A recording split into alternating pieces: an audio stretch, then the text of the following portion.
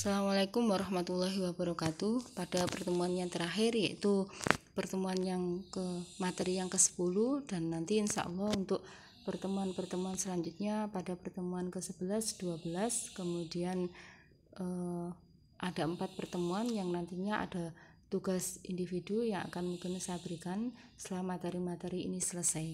Jadi yang pertama yaitu kita membahas tentang teori pengambilan keputusan. Kemudian ini adalah salah satu contoh studi kasus bagaimana proses pengambilan keputusan pada perusahaan sepatu Nike. Di awal-awal tahun, perusahaan Nike tidak menjadi sumber dana untuk membeli sebuah pabrik atau memperkerjakan banyak karyawan. Modal yang dimiliki oleh Nike sangat kecil dan ia tidak bisa membeli sepatu dari Asia.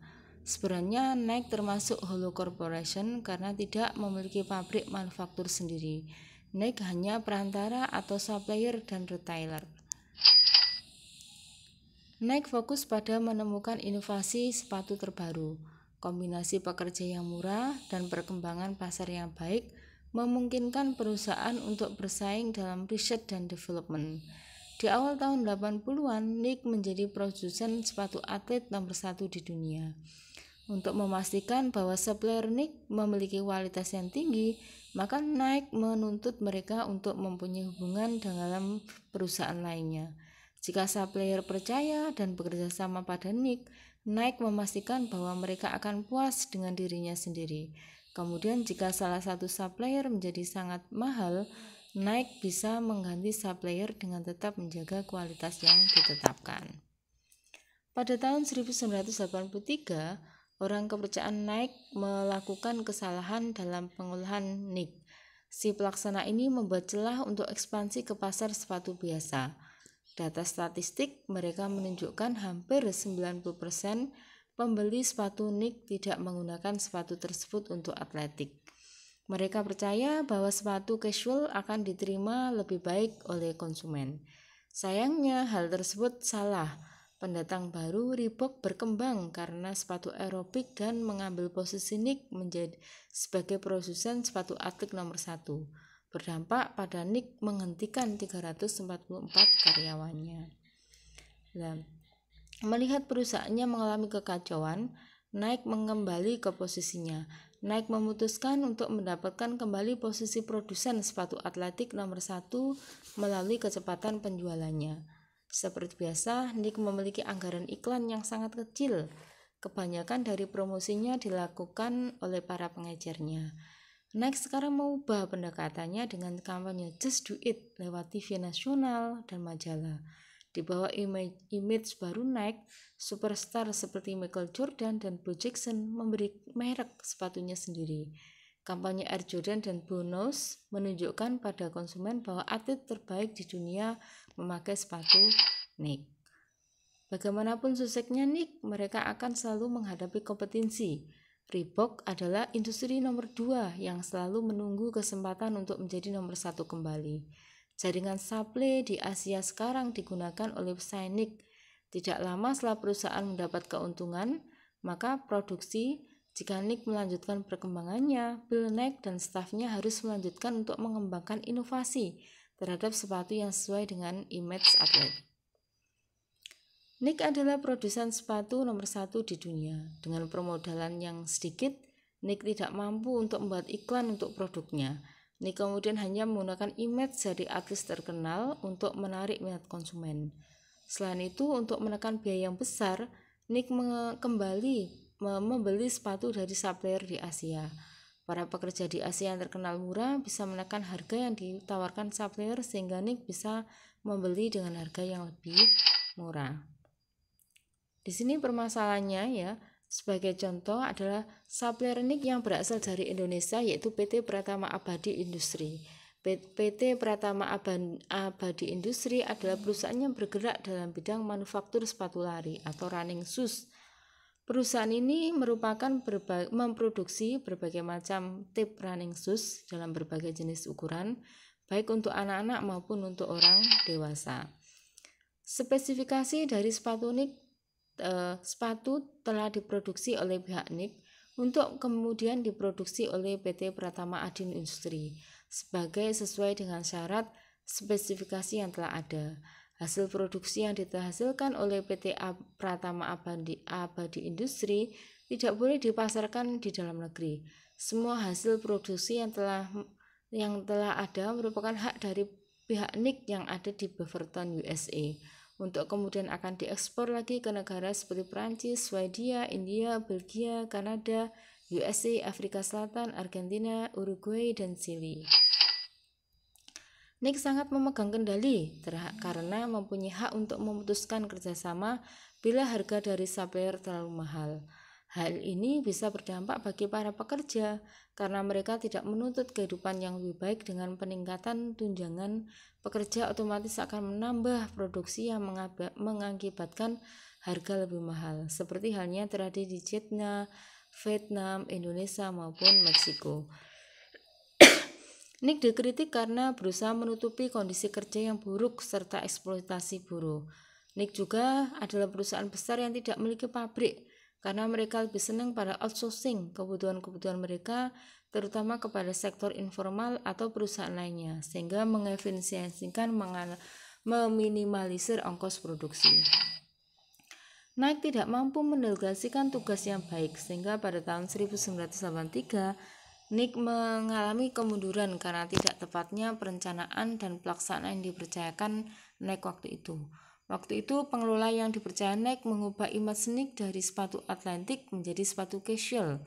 Padahal saingannya Reebok lebih dahulu mengembangkan sepatu untuk aerobik, sehingga konsumen lebih percaya pada Reebok. NIC membutuhkan perencanaan baru untuk mengembalikan posisi NIC sebagai produsen sepatu nomor 1 dengan penjualan yang sangat tinggi.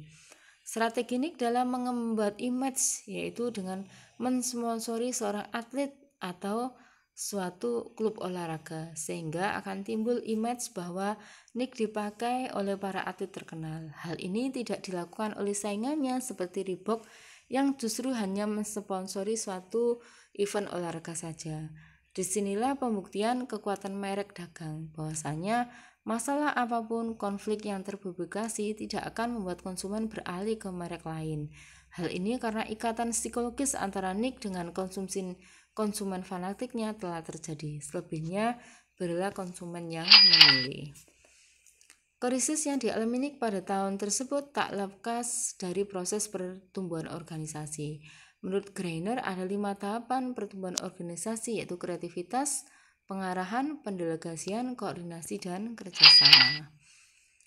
NIC mengalami krisis di saat tahap pendelegasian di mana NIC tidak melakukan kontrol yang ketat terhadap keputusan. Bahannya kemudian dampak bagi NIC. NIC kemudian membentuk kembali brand image dari NIC. Menurut Agris, intervensi merupakan suatu aktivitas masuk di dalam sistem relationship yang berjalan, baik di antara individu, kelompok, organisasi, ataupun tujuan membuat suatu pernyataan yang sukses. Dalam intervensi, terkadang perlu mendatangkan konsultan yang luar organisasi. Tetapi intervensi terbanyak dapat dilakukan oleh manajemen internal. Apa yang dilakukan oleh NIC merupakan intervensi dari manajemen internal.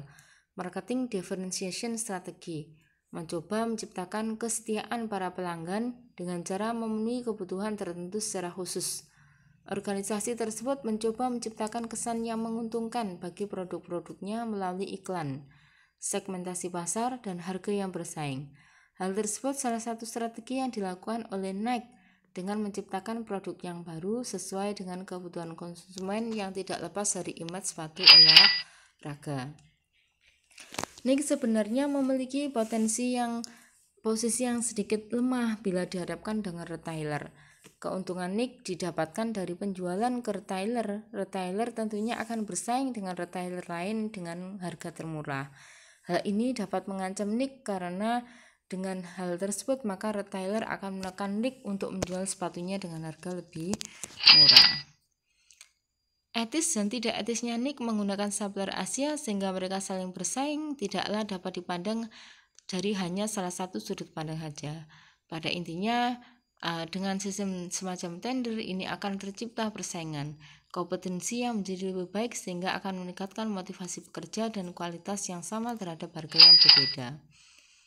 Dari sudut pandang pekerja, hal ini dapat menjadi suatu ancaman tersendiri. Para pekerja dituntut untuk bekerja lebih giat demi meningkatkan jumlah produksi, sehingga terjadi para pekerja bekerja di luar jam kerja semestinya. Dengan adanya kebijakan dari NIK yang berhak memutuskan kerja, sama bila supplier menaikkan harga terlalu tinggi, dapat mengakibatkan supplier menggunakan tenaga kerja anak-anak sehingga biaya lebih murah. Isu ini muncul di Pakistan bahwa NIK mengambil sepatu dari Pakistan dibuat untuk anak-anak pekerja di bawah umur.